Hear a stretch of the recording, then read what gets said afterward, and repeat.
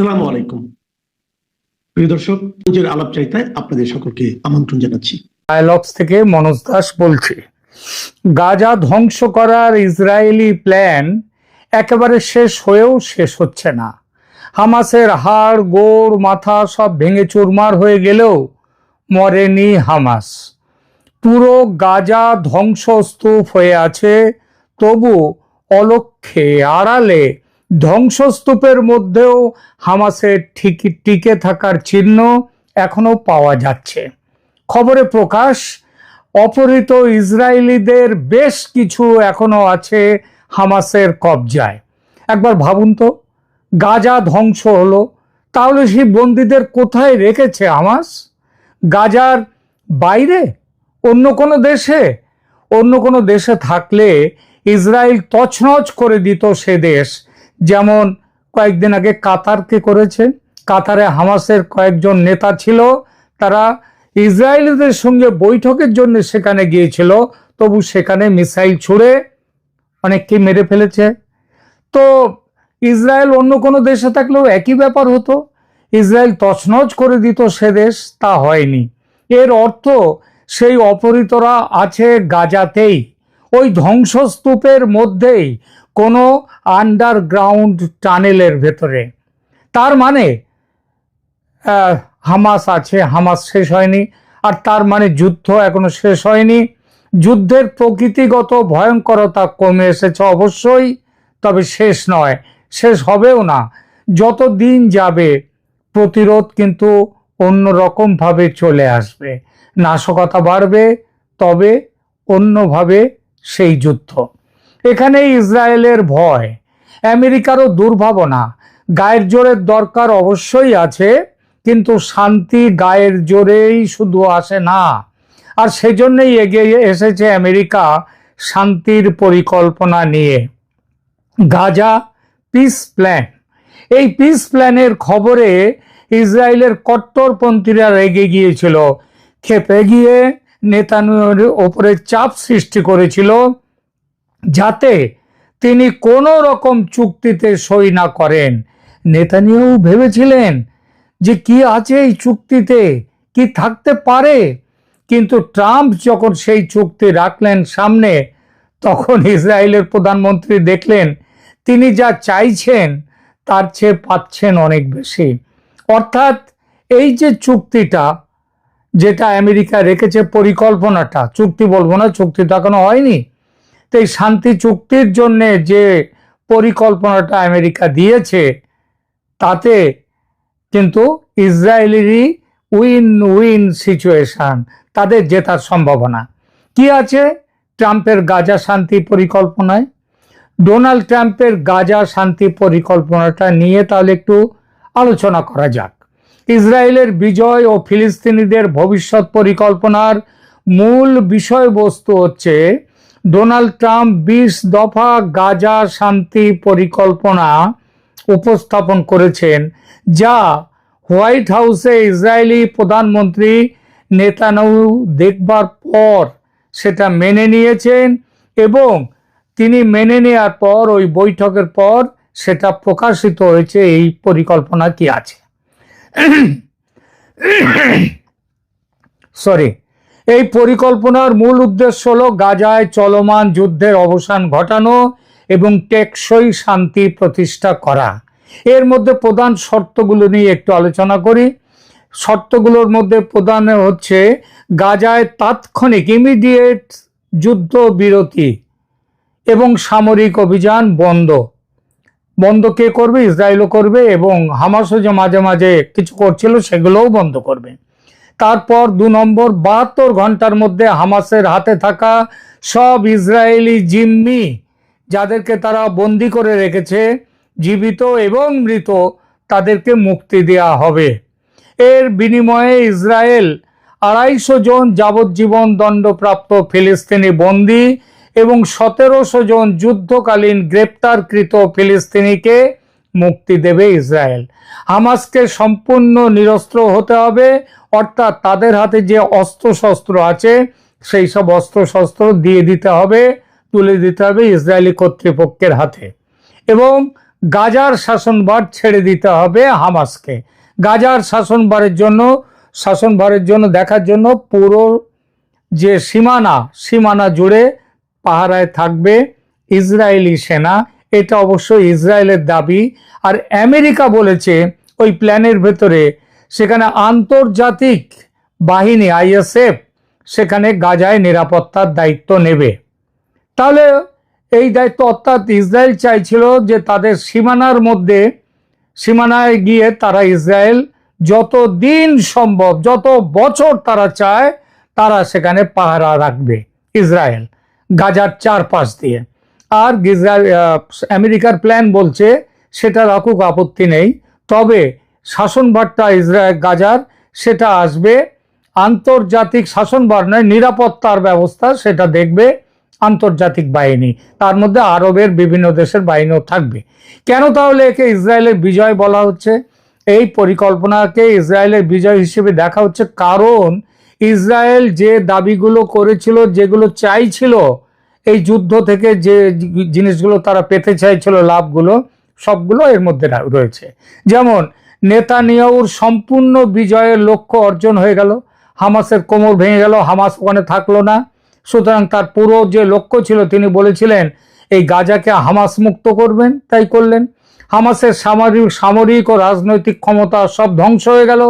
Israel তাদের যারা অপহৃত, যারা জীবিত আছে তাদেরকে ফেরত পেল, এবং যারা মৃত, আমি জানি না মৃত কিভাবে রেখে দিয়েছে, কারণ ওখানে তো দিনের পর দিন সেখানে অনেক জায়গাতে কোনো রকম ইলেকট্রিসিটি নেই, তাহলে কি করে সেই মৃতদেরকে রাখা হয়েছে সম্ভব, এটা চিন্তার কথা। যাই হোক, এছাড়া তারা চেয়েছিল ইসরায়েল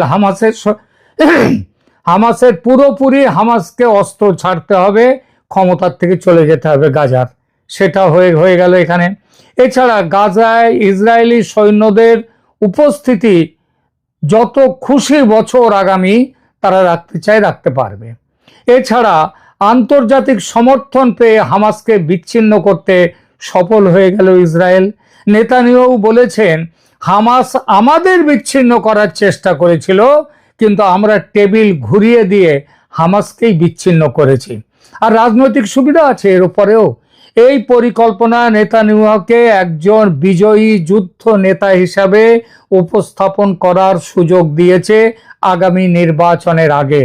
তিনি দাবি করতে পারেন যে তিনি যুদ্ধে জিতেছেন, গাজা ধ্বংস করেছেন, ইসরায়েলের নিরাপত্তার প্রতি তার অঙ্গীকার সেটাকে লৌহ সদৃশ তাকে দৃঢ় করতে পেরেছেন।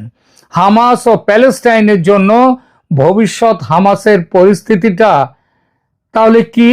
হামাসকে এই পরিকল্পনা মানতে বাধ্য। হামাস যদি চায়ও এই পরিকল্পনা প্রত্যাখ্যান করার, তাহলে করতে পারবে না। তার কারণটা কি? তার কারণ হচ্ছে হামাস তো গাজায় নেই এখন। হামাস কর্তারা সব গাজার বাইরে অন্যান্য আরব দেশগুলোতে রয়েছে। সেই আরব দেশগুলো আবার হচ্ছে সবাই আমেরিকার কাছে, সবাই ইসরায়েলের বিরুদ্ধে, তারা কেউ যেতে পারবে না, গেলে কাতারের মতো মিসাইল খেতে হবে, সেটা সবাই জানে। তাহলে হামাসকে আশ্রয় দেওয়ার মতো কোনো দেশ সেখানে থাকবে না। এমনকি টার্কি পর্যন্ত হামাসের বিরুদ্ধে চলে গেছে। একজন ঊর্ধ্বতন হামাস কর্মকর্তা বিবিসিকে বলেছেন যে এই পরিকল্পনা ইসরায়েলের স্বার্থ রক্ষা করার জন্যে আর ফিলিস্তিনি জনগণকে শেষ করে দেওয়ার জন্যে। হামাসের আপত্তির কারণ, একসাথে সব ওই যে অপহৃত বন্দীদের মুক্তি দিলে তাদের দর কষাকষির একমাত্র হাতিয়ারটা চলে যাবে। সম্পূর্ণ নিরস্ত্রীকরণ মানে অস্ত্রশস্ত্র তুলে দিতে হলে সংগঠনের অস্তিত্ব শেষ হয়ে যাবে। আর আন্তর্জাতিক যে বাহিনী, আরবের বিভিন্ন দেশের সেনা, তাদের লোকজন নিয়ে যে বাহিনী তৈরি হবে, যারা ইসরায়েলের ভেতরের পরিস্থিতি দেখবে, তাদেরকে নতুন দখলদার হিসেবে হামাস দেখছে। আর ইসরায়েল জিম্মি ফেরত পেলে যে যুদ্ধ শেষ করে দেবে তা তো নয়, তারা তো ঝাঁপিয়ে পড়তেই পারে আবার নতুন করে। আর সেটা হলে প্যালেস্টাইনের ভবিষ্যৎ অন্ধকার। বিশেষজ্ঞরা তাই বলছেন এই পরিকল্পনায় ফিলিস্তিনিদের জন্য পাওনা কিচ্ছু নেই। ফিলিস্তিনি আইনজীবী ডায়ানা বুট্টো তিনি বলেছেন এই চুক্তিতে ফিলিস্তিনিদের জন্য একটিও ভালো কথা নেই। শাসন কাঠামো কি আছে?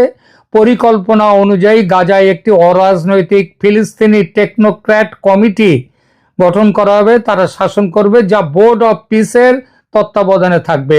এই বোর্ডের নেতৃত্বে, অর্থাৎ তিনি স্বাধীনভাবে কাজ করতে পারবেন না, ফিলিস্তিনি টেকনোক্র্যাট, তিনি তার এই কমিটি, তিনি যে এটা আছে এটাকে শাসন করবে বোর্ড অফ পিসের নামে একটা কমিটি, একটা বোর্ড। সেই বোর্ডের নেতৃত্বে কে থাকবেন? স্বয়ং ট্রাম্প এবং টনি ব্লেয়ার।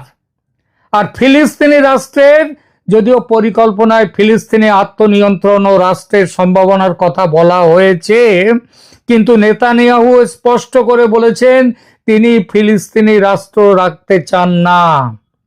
ফিলিস্তিনি রাষ্ট্রের বিরোধী তিনি বলেছেন, এটা চুক্তিতেও লেখা আছে যে তিনি ফিলিস্তিনির বিরোধী। আর প্রধান চ্যালেঞ্জ হচ্ছে কি জানেন?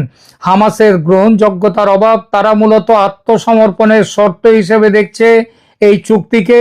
আর ইসরায়েলের চরম ডানপন্থী দলগুলো তারাও বিরোধিতা, যারা যুদ্ধ চালিয়ে যেতে চায়, প্যালেস্টাইনকে একেবারে গুঁড়িয়ে দিতে চায়, প্যালেস্টাইনের অস্তিত্ব রাখতে চায় না, তারাও কিন্তু এগিয়ে আসছে, তারাও এই চুক্তির বিরোধিতা করবে।